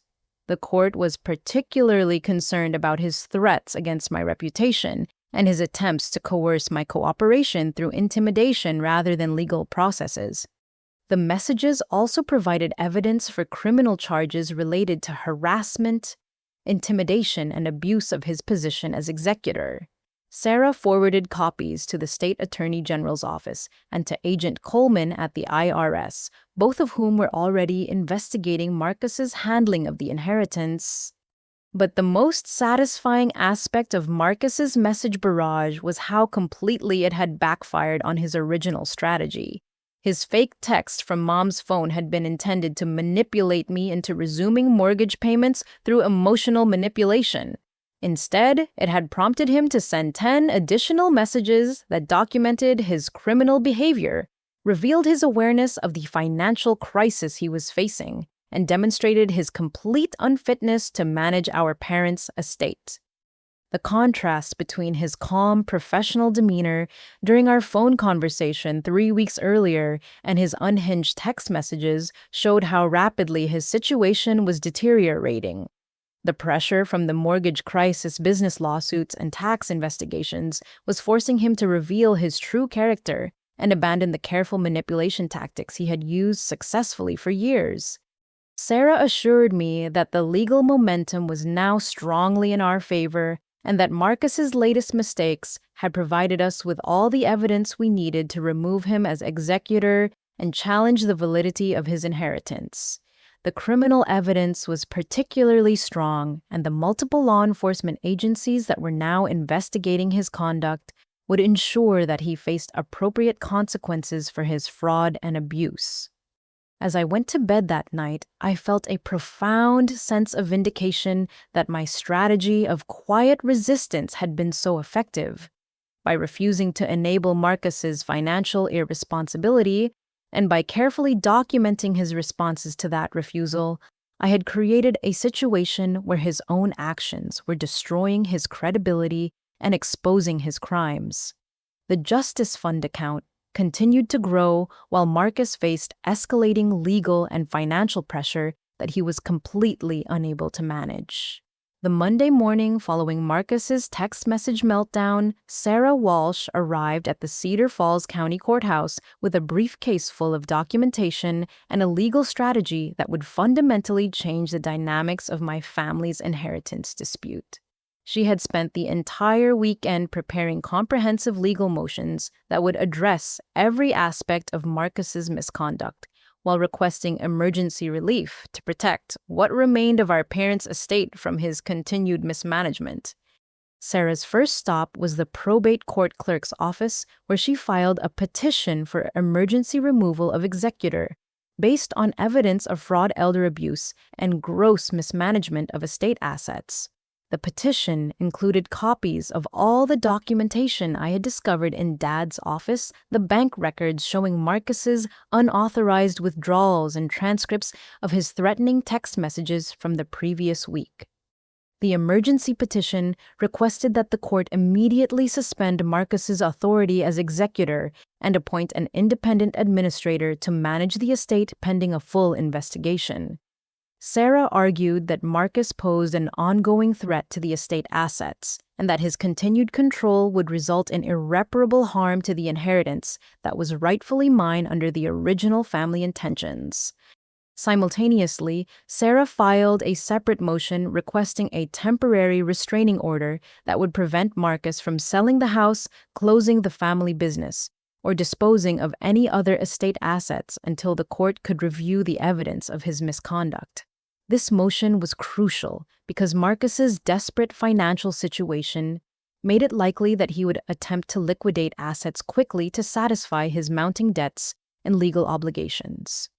The probate court judge, the Honorable Patricia Williams, reviewed Sarah's emergency motions that same afternoon and issued preliminary orders that exceeded even our most optimistic expectations. Judge Williams granted the temporary restraining order, immediately effectively freezing all estate assets and prohibiting Marcus from making any financial decisions without court approval. More significantly, Judge Williams scheduled an emergency hearing for the following week to review the evidence of elder abuse and determine whether Marcus should be removed as executor immediately rather than waiting for the conclusion of a lengthy investigation. The court's willingness to expedite the proceedings demonstrated how seriously Judge Williams took the allegations of financial manipulation and fraud against vulnerable elderly parents. Sarah's next step was to file formal complaints with the Indiana State Attorney General's office, specifically with the Elder Abuse and Financial Crimes Division. The state investigators had extensive experience with cases involving financial exploitation of elderly relatives and possessed legal authorities that could expedite the investigation process beyond what was available through civil court proceedings alone.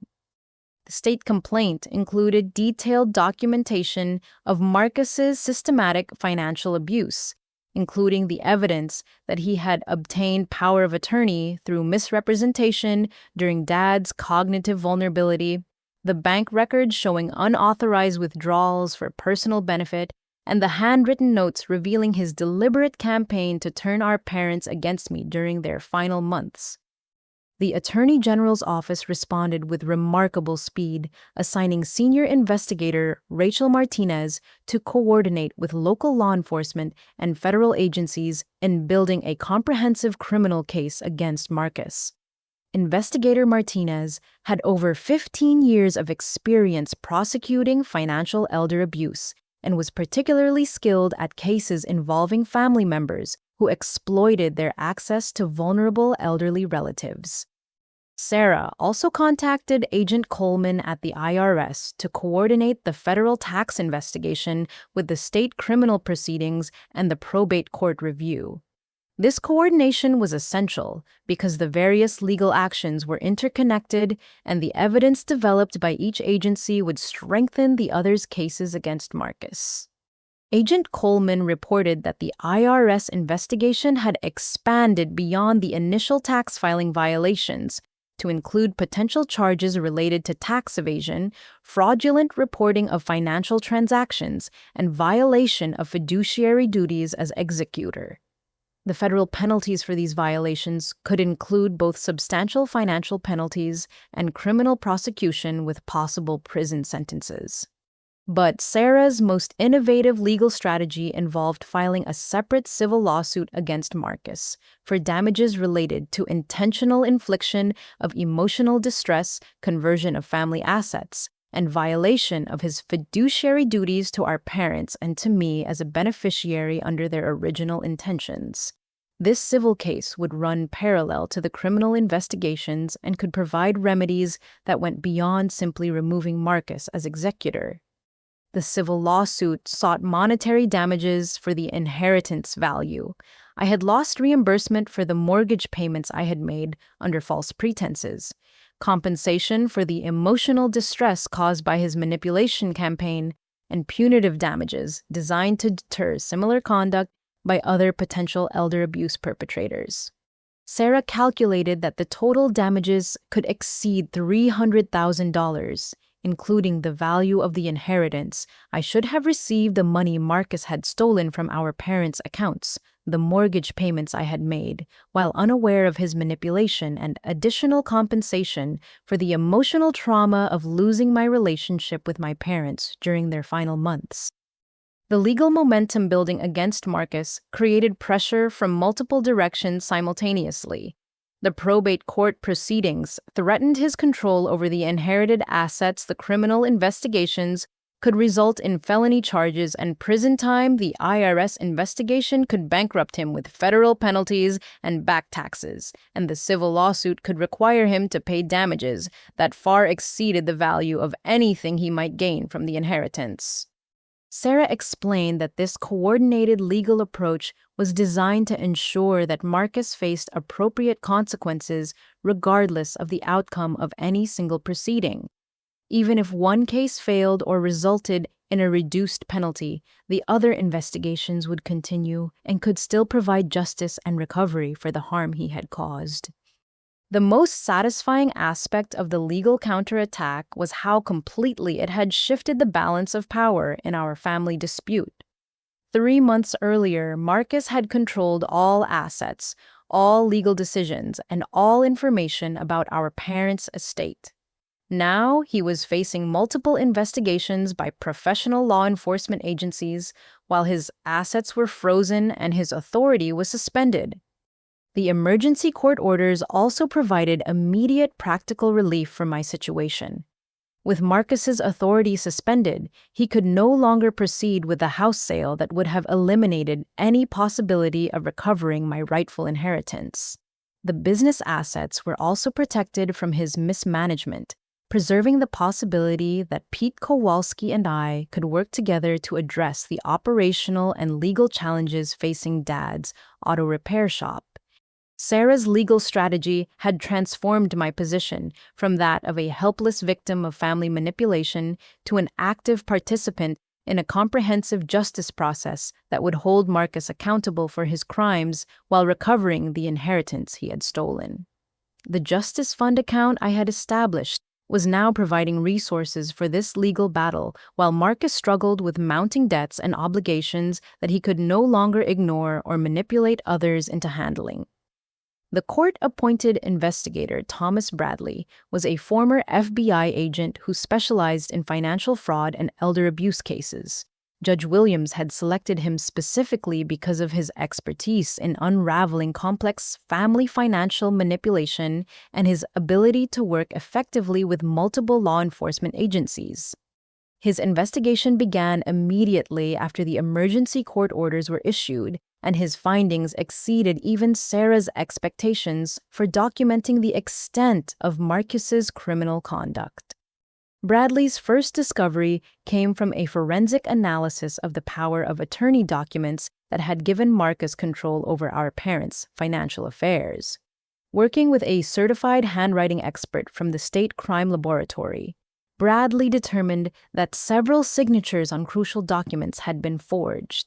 The handwriting analysis showed that Marcus had signed Dad's name on multiple bank authorizations and legal papers during periods when Dad was either hospitalized or too confused to understand what he was signing. The forgery evidence was particularly damning because it included documents that had been notarized, meaning that Marcus had committed perjury in addition to forgery by swearing under oath that he had witnessed Dad signing papers that Dad had never actually seen. The notary who had witnessed these signings was interviewed and confirmed that she had never met my father and had relied entirely on Marcus's representations about the document's validity. Bradley's second major discovery involved security camera footage from First National Bank that contradicted Marcus's claims about Dad's involvement in financial decisions during his final year. The bank's security system had recorded every visit to the branch, and the footage showed Marcus conducting multiple transactions alone, while claiming in paperwork that Dad was present and participating in the decisions. On 3 separate occasions, Marcus had completed withdrawal forms and account changes that included Dad's signature and statements that Dad had personally approved the transactions. But the security footage clearly showed that Marcus was alone during these visits, and the timestamps proved that Dad was actually in physical therapy sessions at the rehabilitation center during the times when he was supposedly at the bank making financial decisions. The most shocking discovery came when Bradley obtained court orders to access Dad's cell phone records and recovered audio recordings that Dad had been making to help with his memory problems after the stroke.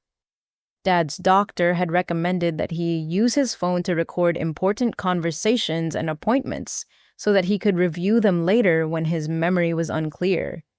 The recovered recordings included multiple conversations between Marcus and Dad during Marcus's visits to Cedar Falls in the months before Dad's death. These recordings provided direct evidence of Marcus's psychological manipulation campaign and revealed the systematic nature of his efforts to turn our parents against me. In one recording from 6 months before Dad's death, Marcus could be heard telling Dad, "Dorothy has been taking money from your accounts without telling you. She's using your illness to gain control of your finances, and she's planning to put you and Mom in a nursing home so she can sell the house." Dad's confused responses showed that he was struggling to understand these accusations and was becoming increasingly frightened about his financial security. Another recording captured Marcus explaining to Dad why he needed to change his will. "Dorothy has become financially irresponsible and emotionally unstable since she moved back home. She's been pressuring Mom about money and making demands about her inheritance. You need to protect yourselves and make sure your assets go to someone who won't waste them or use them to control you." The most devastating recording was from just 3 weeks before Dad's death, when Marcus convinced him to sign the final version of the will that eliminated my inheritance entirely. Dad's voice was weak and confused as he asked questions about the changes, and Marcus's responses were carefully crafted to increase Dad's anxiety about my motivations while presenting himself as the only family member who could be trusted. Marcus could be heard saying, "She's been telling people around town that she deserves the house because of all the money she's spent on you. She's already acting like she owns everything and making plans for after you're gone. The only way to protect Mom and preserve what you've worked for is to make sure everything goes to someone who won't be influenced by her manipulation." Bradley's investigation also uncovered evidence that Marcus had been accessing our parents' computer and email accounts to monitor their communications and prevent them from discussing financial concerns with anyone outside the family. Marcus had changed passwords and security settings on their accounts while telling them that these changes were necessary for security purposes to protect them from identity theft and financial scams. The computer forensics analysis showed that Marcus had deleted emails from their financial advisor, their attorney, and several family friends who had expressed concerns about sudden changes in their behavior and decision-making. Marcus had also used their email accounts to cancel appointments and decline social invitations, isolating them from outside contacts who might have questioned the financial arrangements he was implementing. Perhaps most significantly, Bradley discovered that our parents' original attorney, James Morrison, had attempted to contact them multiple times during Dad's final year to schedule routine reviews of their estate planning. Morrison had been concerned about the rapid changes to their will and wanted to meet with both parents individually to ensure that they fully understood the implications of their decisions. Marcus had intercepted Morrison's calls and emails responding on behalf of our parents to cancel meetings and decline legal consultations. Marcus had told Morrison that our parents were too ill to travel and that all legal matters should be handled through him as their power of attorney representative. Morrison had documented these conversations and his growing concerns about the appropriateness of the estate planning changes. When Bradley interviewed Morrison for the investigation, the attorney revealed that he had been preparing to contact Adult Protective Services about potential elder abuse before Dad's death occurred. Morrison had been particularly troubled by the elimination of my inheritance and by Marcus's insistence on handling all communications with our parents. Morrison's documentation provided additional evidence of Marcus's systematic isolation and manipulation of our vulnerable parents. The investigation also uncovered financial records showing that Marcus had been systematically transferring money from our parents' accounts to his own business and personal accounts during the final 18 months of their lives. The transfers were disguised as loans and business investments, but there was no documentation showing any intention or ability to repay these amounts.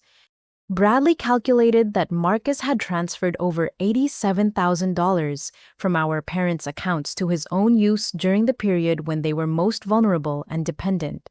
These transfers had occurred while I was using my own money to pay their mortgage and living expenses, unaware that Marcus was draining their assets for his personal benefit. The scope of Bradley's findings was overwhelming and painted a picture of systematic elder abuse that was far more extensive and calculated than even Sarah had initially suspected. Marcus had not simply manipulated our parents into changing their will. He had orchestrated a comprehensive campaign of financial exploitation, emotional abuse, and legal fraud that had continued until the moment of their deaths. Judge Williams reviewed Bradley's preliminary report during a closed hearing and immediately expanded the investigation to include additional criminal referrals and asset recovery procedures. The evidence of forgery, fraud, and elder abuse was so clear and extensive that the judge commented that it represented one of the most egregious cases of family financial exploitation that had appeared in her courtroom during her 20-year career. During the third week of Bradley's investigation, he made a discovery that completely transformed our understanding of our parents' original intentions and the legitimacy of Marcus's inheritance. While reviewing archived legal documents at the law office of James Morrison, Bradley found a file containing the complete history of our parents' estate planning, including multiple versions of their will dating back over 15 years. The file revealed that our parents had first created their will 12 years earlier, shortly after I graduated from college and began my career in Chicago. This original will divided their assets equally between Marcus and me, with specific provisions ensuring that both children would be treated fairly regardless of their geographic location or career choices. The will included thoughtful language about their hopes for both of their children and their desire to support our individual paths in life.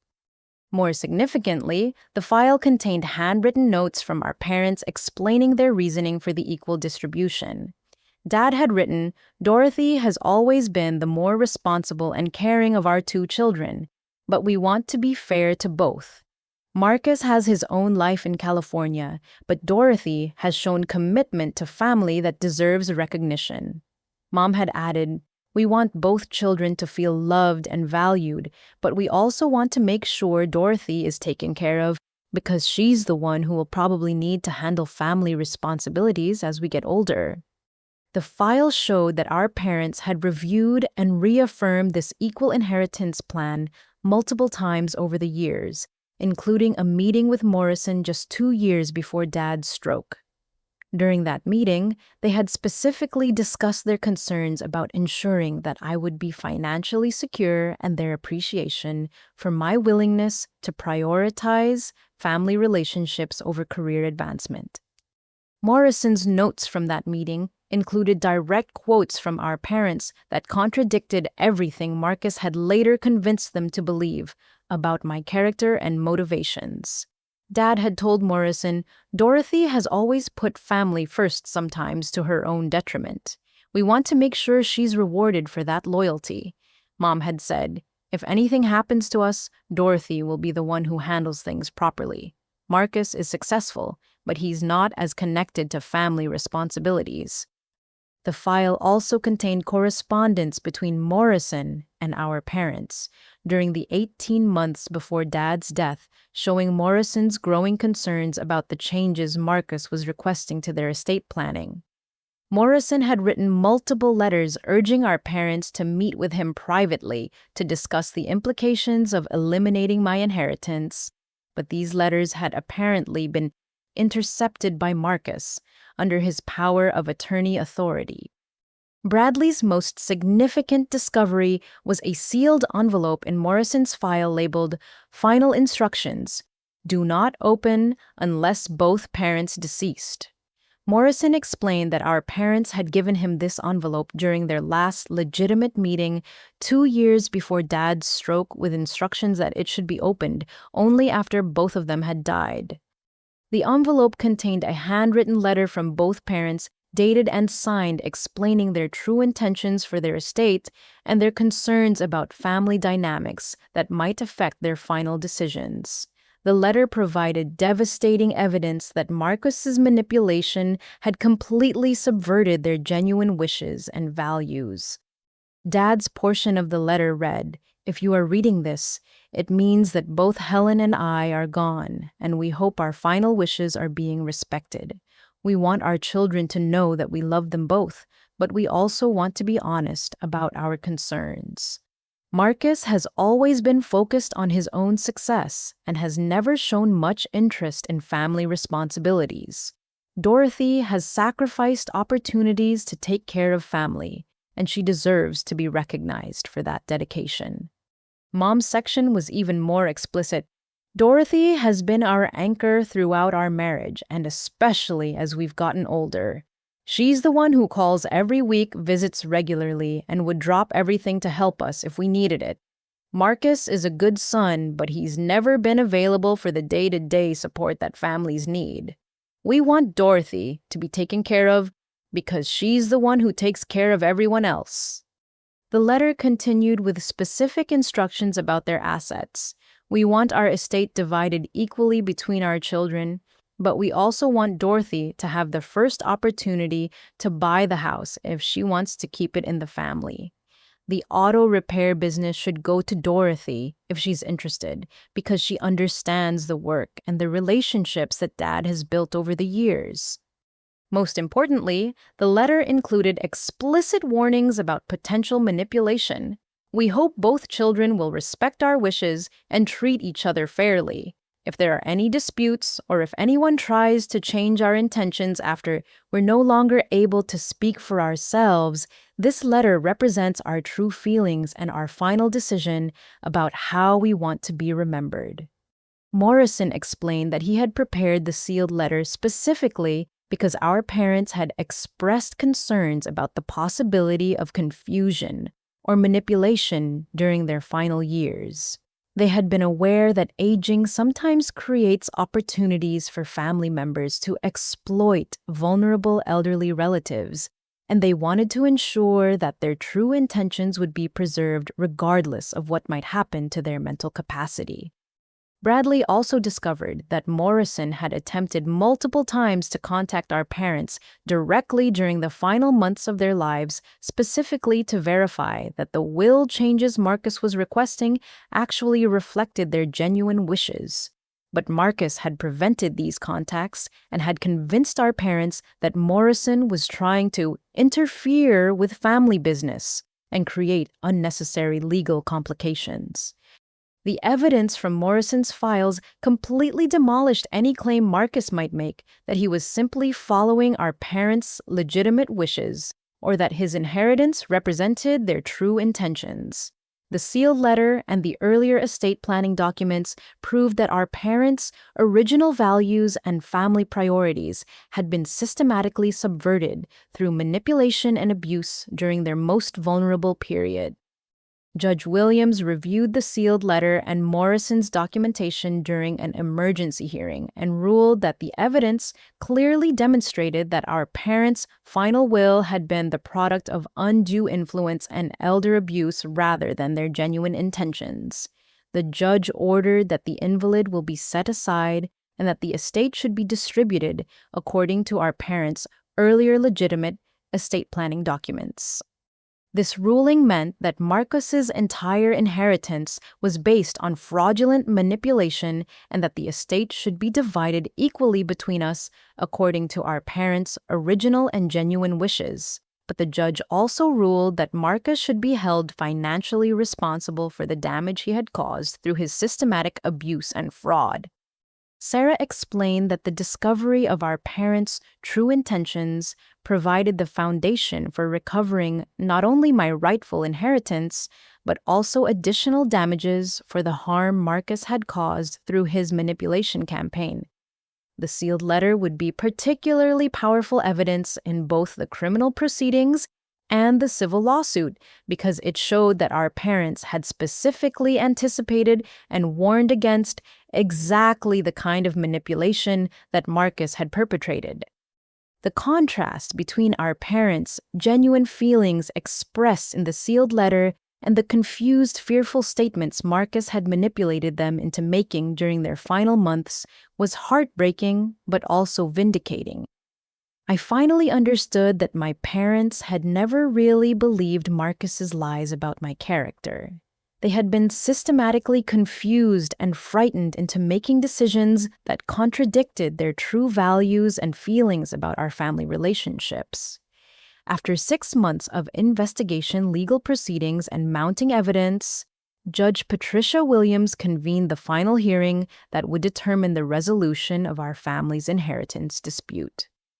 The courtroom was packed with representatives from multiple law enforcement agencies, legal professionals who had been following the case as an example of comprehensive elder abuse prosecution, and community members who had known our family for decades.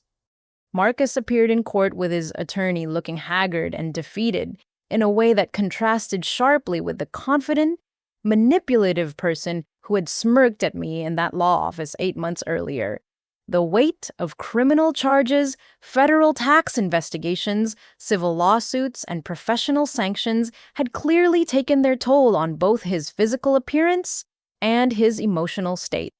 Sarah presented our case with methodical precision, walking the court through the timeline of Marcus's manipulation campaign, the evidence of financial fraud and elder abuse, the proof of forgeries and perjury, and the documentation of our parents' true intentions as preserved in Morrison's sealed letter. The presentation took nearly 4 hours and included testimony from Bradley Morrison, Pete Kowalski, Linda Patterson, and Agent Coleman from the IRS. Judge Williams listened to all testimony and reviewed hundreds of pages of documentation before issuing her ruling. Her decision was comprehensive, decisive, and far exceeded even Sarah's most optimistic projections for the outcome of our legal challenge. First, Judge Williams formally removed Marcus as executor of the estate and appointed an independent administrator to manage all remaining assets and obligations. She ruled that Marcus had demonstrated gross incompetence, systematic fraud, and willful violation of his fiduciary duties, and was permanently disqualified from serving in any fiduciary capacity for any family member. Second, the judge invalidated the will that had left everything to Marcus, ruling that it was the product of systematic elder abuse, undue influence, and fraudulent manipulation of vulnerable elderly persons during periods of diminished mental capacity. She ordered that the estate be distributed according to our parents' earlier legitimate will that divided assets equally between Marcus and me. Third, Judge Williams ruled that Marcus must immediately repay all money he had withdrawn from our parents' accounts during the period of his power of attorney plus interest and penalties. The total amount of this restitution was calculated at $137,000, representing every withdrawal Marcus had made for his personal benefit while our parents were vulnerable and dependent. Fourth, the judge ordered Marcus to compensate me for all mortgage payments I had made during the 3 years I supported our parents, plus interest and damages for the emotional distress caused by his manipulation. This compensation totaled $53,000 and was classified as immediate restitution, rather than a debt that could be discharged in bankruptcy proceedings. But the judge's most significant ruling addressed the broader pattern of elder abuse and its impact on our family relationships. Judge Williams found that Marcus's actions had deliberately destroyed the family relationships and emotional connections that should have provided comfort and security during his parents' final years. She awarded additional damages of $75,000, specifically for the emotional harm caused by his systematic destruction of my relationship with our parents. The total financial judgment against Marcus exceeded $265,000, plus ongoing legal fees and court costs. But Judge Williams also issued orders that would have lasting consequences beyond the monetary awards. She referred the case to the State Professional Licensing Board for investigation of Marcus's fitness to continue working as a financial advisor, noting that his abuse of vulnerable family members raised serious questions about his trustworthiness with other clients' assets. Additionally, Judge Williams ordered that the court's findings be forwarded to all relevant law enforcement agencies for criminal prosecution. The evidence of forgery fraud, elder abuse, and tax evasion would form the basis for felony charges that could result in substantial prison sentences and permanent criminal records. The judge also addressed the family business situation, ruling that Pete Kowalski should have the opportunity to purchase the business assets and continue operations under a payment plan that would satisfy the outstanding debts while preserving the jobs and customer relationships that Dad had built over decades. This resolution honored Dad's legacy while providing practical solutions for the employees and customers who had been affected by the business crisis. Most importantly, for my emotional recovery, Judge Williams took the unusual step of reading portions of our parents' sealed letter aloud in open court, ensuring that everyone present understood our parents' true feelings about their children and their hopes for our family's future. The judge specifically noted that our parents had explicitly valued Dorothy's dedication to family responsibilities and had intended for her sacrifice and loyalty to be recognized and rewarded. Marcus's attorney attempted to argue for a reduced judgment, claiming that Marcus had been confused about his responsibilities and had not intended to cause harm to the family. But Judge Williams rejected these arguments completely, noting that the evidence showed systematic, calculated, and sustained abuse that continued over many months and involved multiple criminal acts. The judge's final comments addressed the broader implications of the case for families dealing with aging and inheritance issues. She noted that Marcus's actions represented a betrayal of the most fundamental family values and social obligations that protect vulnerable elderly persons, and she hoped that the comprehensive legal consequences would serve as a deterrent to others who might consider similar exploitation. As the hearing concluded, I felt a profound sense of vindication and closure that I had not experienced since the day I learned about Marcus's inheritance 8 months earlier. The legal system had not only recognized the injustice of what Marcus had done, but had also provided comprehensive remedies that addressed both the financial and emotional harm he had caused. Sarah explained that Marcus would likely appeal the judgment, but that the evidence against him was so overwhelming that any appeal would be unlikely to succeed.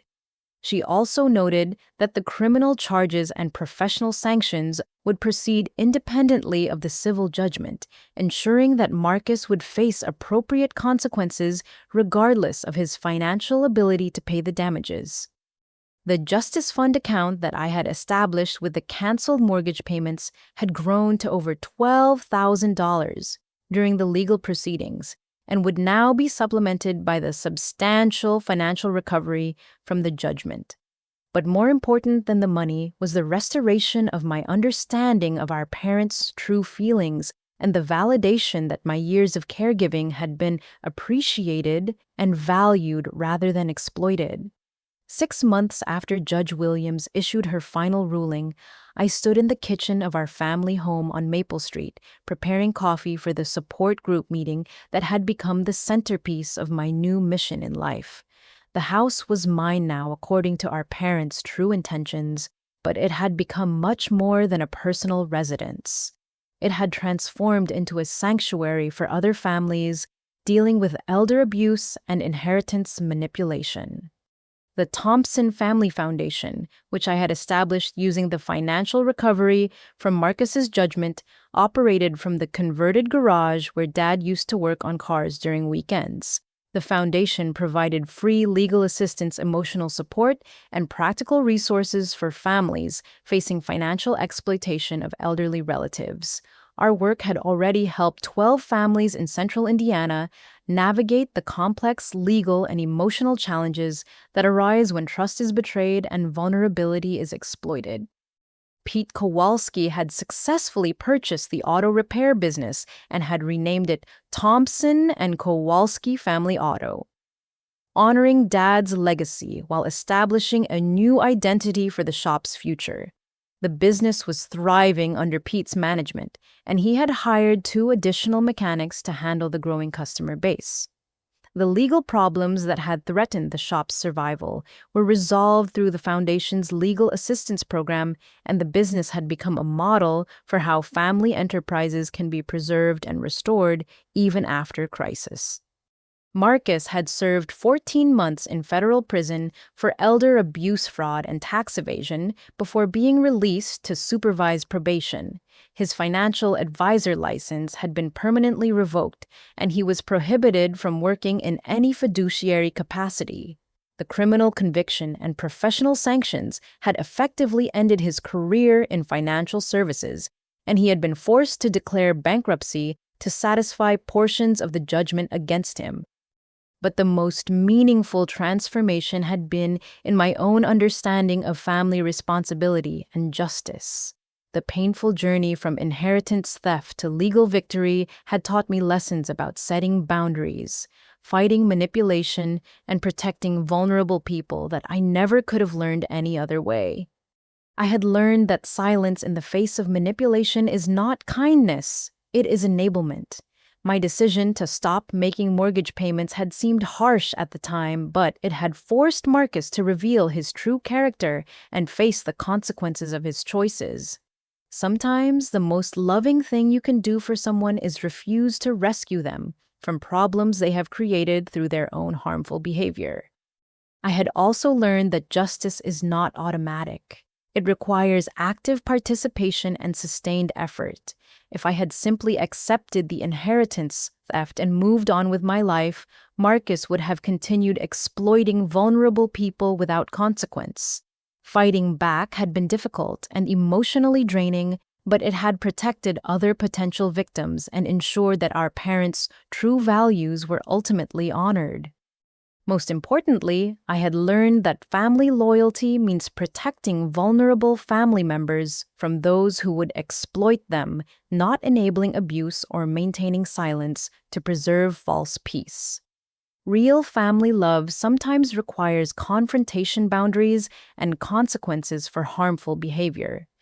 The support group meetings in our living room brought together adult children who had experienced various forms of family financial abuse.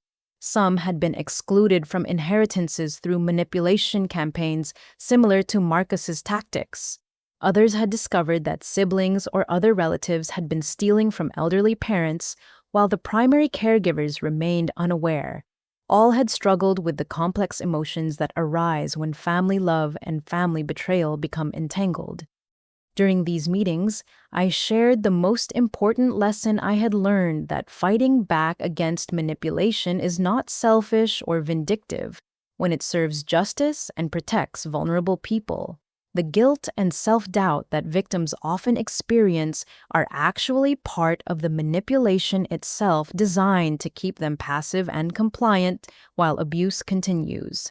Our foundation also worked with local law enforcement agencies to provide training about elder abuse recognition and investigation. Many police officers and social workers had limited experience with the sophisticated manipulation tactics that family members sometimes use against vulnerable elderly relatives. Our educational programs help these professionals understand the warning signs and legal tools available for intervention. Sarah Walsh had become not only my attorney, but also a close friend whose shared experience with family financial abuse had created a bond that extended beyond our professional relationship. She served on the foundation's board of directors and donated legal services for families who could not afford private attorneys. Her expertise and dedication had made our advocacy work possible and effective. The Foundation's most successful program was our educational outreach to elderly residents and their families about protecting against financial exploitation. We conducted monthly seminars at senior centers, churches, and community organizations, teaching older adults and their children how to recognize manipulation tactics, protect important documents, and maintain appropriate oversight of financial affairs. Linda Patterson had become an important ally in our advocacy work, helping to develop banking procedures that better protected elderly customers from financial abuse. Her experience with our family's situation had motivated her to become an expert in recognizing and preventing elder financial crimes. The bank had implemented new protocols for monitoring accounts belonging to elderly customers and for verifying unusual transactions or changes in account management. As I reflected on the journey from that devastating day in the lawyer's office to the meaningful work I was doing now, I realized that Marcus's betrayal had ultimately led me to discover my true calling in life. The pain and injustice I had experienced had been transformed into wisdom and purpose that was helping other families avoid similar trauma. The inheritance I had received was not just the house and money that rightfully belonged to me, it was also the knowledge that I had the strength to fight for justice and the ability to transform personal pain into service for others. The Foundation's work had given meaning to my parents' legacy that far exceeded any monetary value. The legal victory over Marcus had restored my understanding of my parents' true feelings about our family and their appreciation for my caregiving efforts. But the deeper victory was learning that I had the power to protect other vulnerable people and to ensure that abuse and manipulation could not continue unchallenged in our community. As tonight's support group meeting began, I looked around at the familiar faces of the men and women who had found courage and resources through our Foundation's assistance.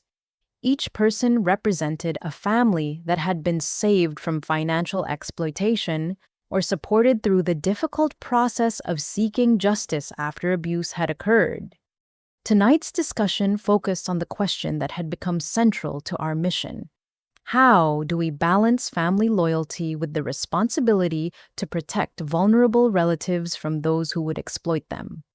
The conversation was rich with personal experiences, legal insights, and emotional revelations that helped everyone present understand their own situations more clearly. As the evening concluded, I asked the group to share their thoughts about the most important lessons they had learned through their experiences with family financial abuse. The responses were varied but consistently emphasized themes of boundary-setting self-advocacy and the importance of refusing to enable harmful behavior even when that refusal feels difficult or uncomfortable. I hope that sharing our story will help other families recognize the warning signs of elder financial abuse and find the courage to take action when vulnerable relatives are being exploited. If you've experienced something similar in your own family, what steps did you take to protect your elderly relatives or seek justice after abuse occurred? Please share your thoughts in the comments below, and don't forget to like this video and subscribe to our channel for more stories about family resilience and justice. Sharing these stories helps other families know they're not alone, and that fighting back against manipulation is both possible and necessary. Thank you for listening to our journey from betrayal to justice. I hope our experience provides hope and practical guidance for anyone facing similar challenges. Remember that you have more strength than you realize, and that speaking up for vulnerable people is always worth the effort it requires. Take care of yourselves and your families, and never be afraid to demand the respect and honesty that every family member deserves.